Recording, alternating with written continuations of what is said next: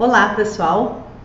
Eu sou a professora Suzete e nós estamos trabalhando com o módulo de convergência nas mídias. Bem-vindos e bem-vindas a todos para esta nossa aula de revisão. Vamos tentar resgatar aqui alguns conceitos e alguns conteúdos que serão importantes para vocês nessa nova etapa.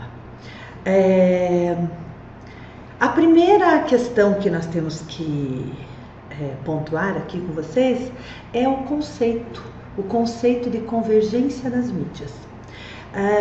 A convergência nas mídias nada mais é do que um processo que agrega várias ferramentas ou aplicativos em um mesmo instrumento ou objeto tecnológico. Então, esse objeto promove a rapidez e a articulação no uso. Vocês tiveram a oportunidade de vivenciar e estar pensando sobre isso quando a gente utilizou um exemplo do celular.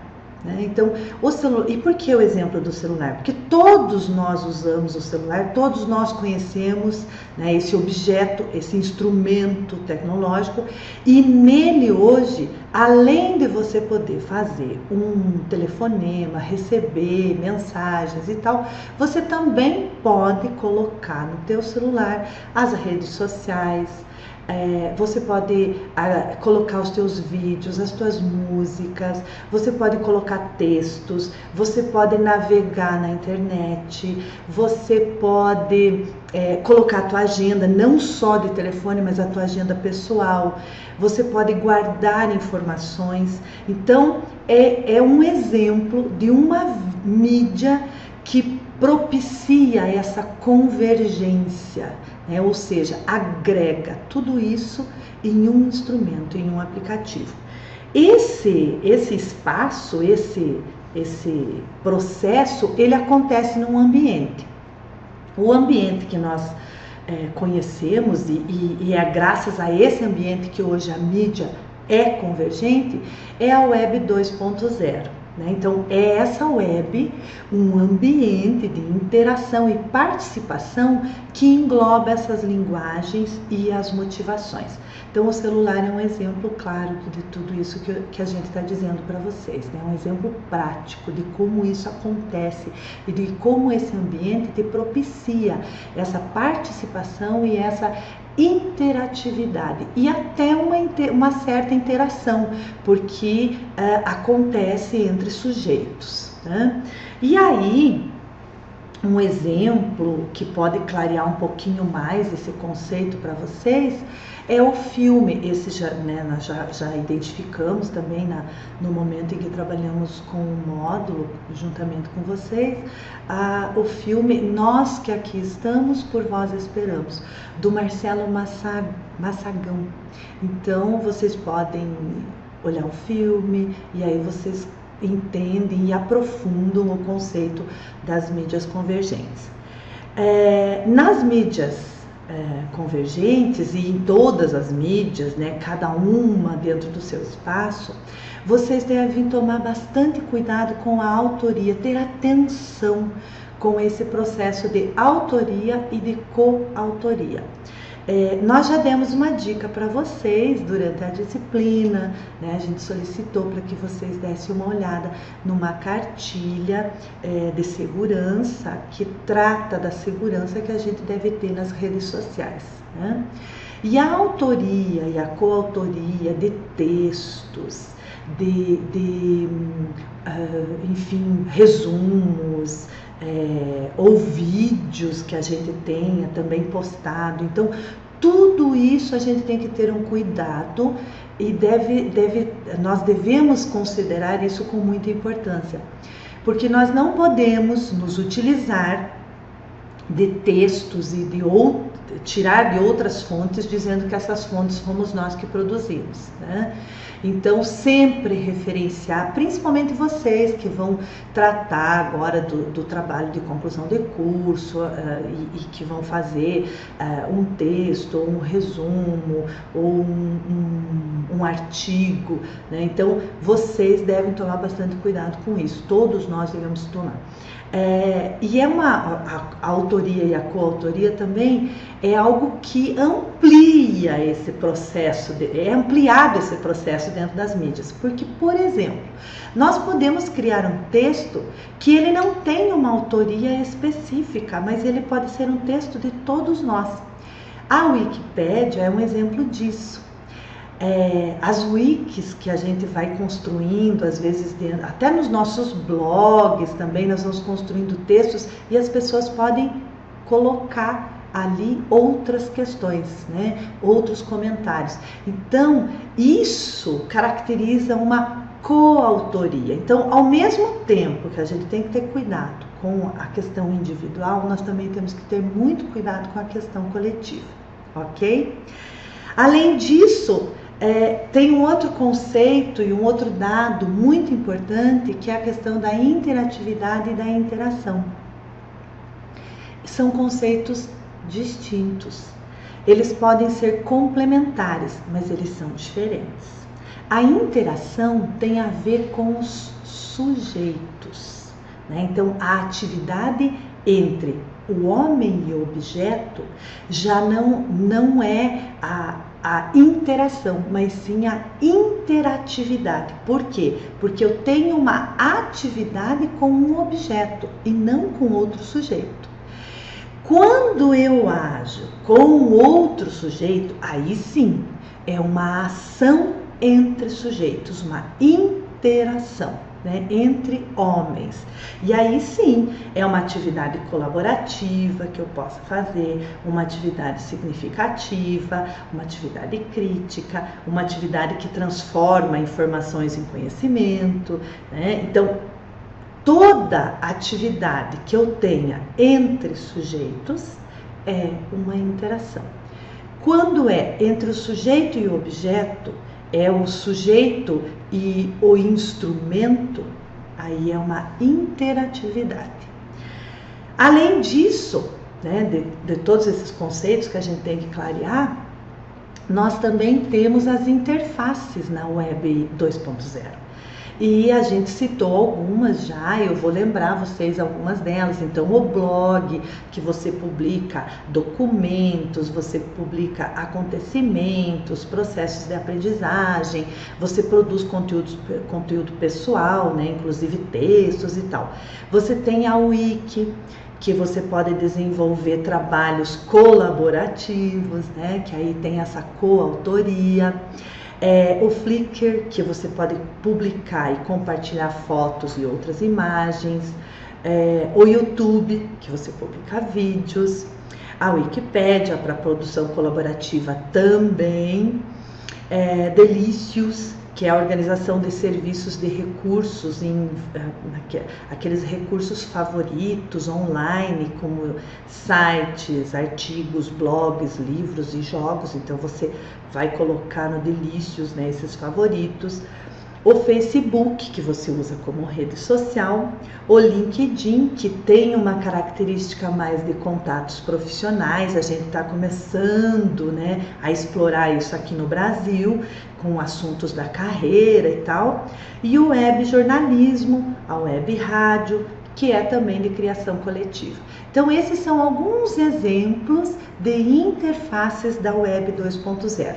Se fala já alguma coisa da Web 3.0 e tal, tem o professor José Simão, que ele diz o seguinte: não importa o ponto da web, se é 2.0, se é 3.0, 4, 6. O que importa é que quando nós estivermos usando, né, esses ambientes, a gente faça dele o uso mais adequado possível, né? Então, o que interessa mesmo é um conceito ético, né? Ético e estético. Porque tem muita gente que usa agora a Web 2.0 para um monte de futilidades e banalidades, enfim, e claro, ela serve também a isso, mas a gente tem que tomar bastante cuidado, né? Principalmente com a questão ética. E aí nós temos as mídias, elas são convergentes porque elas também se utilizam das tecnologias móveis. E aqui nós temos os notebooks, né, que é assim um dos mais usados. A gente já está atravessando isso, nós já estamos indo para os tablets e os iPhones e os iPads, os Palms, né?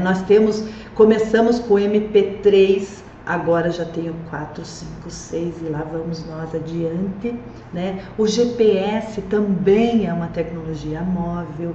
Então, toda a tecnologia que nos proporciona mobilidade. Eu posso pegar o meu notebook e sair e usá-lo em outro espaço, em outro ambiente. Então, eu tenho mobilidade com isso, assim como é o celular, assim como é o iPhone, o iPod, etc, né?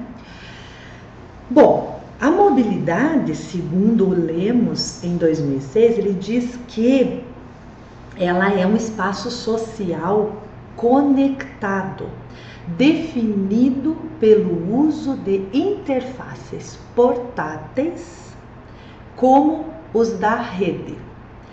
A transformação das interfaces estáticas em interfaces móveis é o que define nossa percepção de espaços digitais. Então, o que ele está dizendo aqui? Além de significar o movimento do nosso corpo entre o espaço e entre as localidades, é também um movimento do espaço que antes era privado e agora passa a ser público. Porque quando eu tenho um pensamento, um sentimento e eu publico na rede social, deixou de ser privado e passa a ser público, né? Então refere-se também essa mobilidade aos espaços móveis ou digitais. Pois bem, por isso que a gente tem que tomar bastante cuidado para ver o que a gente publica, porque a partir do momento que existe essa mobilidade, que todas as pessoas podem fazer comentários e dar as suas opiniões sobre aquilo que a gente publicou, né, nós também temos que saber receber isso, né? E nós temos um outro autor, o Schemer, e ele publicou uma obra junto com outros autores também, e ele fala sobre os conteúdos disponibilizados nos dispositivos móveis, algumas características, né, que nós devemos considerar. Então, uma delas, nós devemos considerar as limitações que ainda existem nos dispositivos móveis, especialmente em relação a questões ergonômicas e de conectividade. Então, vocês sabem que a ergonomia tem a ver com o nosso corpo e os instrumentos que a gente vai utilizar, e esses instrumentos estão sob objetos como a mesa, uma cadeira. Então, tudo isso nós temos que pensar quando nós vamos ficar muito tempo nos utilizando disso. E também de conectividade. Muitas vezes você não consegue conexões adequadas.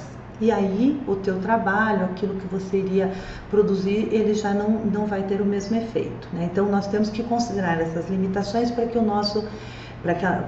que o processo de disponibilidade desse dispositivo móvel atenda às nossas necessidades. Uma outra característica é a questão da flexibilidade, a simplicidade, a agilidade, a parcimônia. Então, poucas ferramentas adequadas ao objetivo de cada atividade educacional. Então veja que o Schemer, ele já começa a identificar aspectos que nós, professores, quando vamos utilizar das mídias, nós temos que levar em consideração. Ele já fala aqui de poucas ferramentas adequadas ao objetivo de cada atividade educacional, tá? Então, não precisa eu ter um arcabouço de ferramentas, nem de mídias todas ao mesmo tempo, porque aí o que eu vou fazer com o meu aluno? Eu vou dispersar a atenção dele, né? Então eu tenho que ter essa clareza, né? Uma outra questão, outro aspecto é o baixo custo de aquisição e manutenção. Claro, né? O meu aluno não tem, eu não posso querer que ele tenha toda a mídia, né? A possibilidade de adquirir toda a mídia. Então eu tenho que levar em consideração também a questão da aquisição e da manutenção dessas mídias. E a possibilidade de trabalho online e offline são as características mais mencionadas pelo autor. E ainda, quando nós vamos pensar nessas mídias, trabalhando no processo educacional, nós temos que pensar sobre o currículo. E aí nós já estamos chegando, né, num aspecto significativo do nosso módulo. A questão do currículo, ela foi discutida pelo Paulo Freire e pelo Godson, e o Godson diz o seguinte, que seguindo o traçado freiriano, então daquilo que o Freire dizia, que todo o conteúdo tem que ser significativo para o sujeito e que esse sujeito, a partir do momento que ele tome esse conteúdo para a sua conscientização, ele proceda à transformação no seu meio, com os seus pares e para si mesmo. Isso é uma ideia marxista e gramsciana, né? Então, o Godson, que toma esse traçado do Freire e traz para a tecnologia, ele diz o seguinte, que ele aponta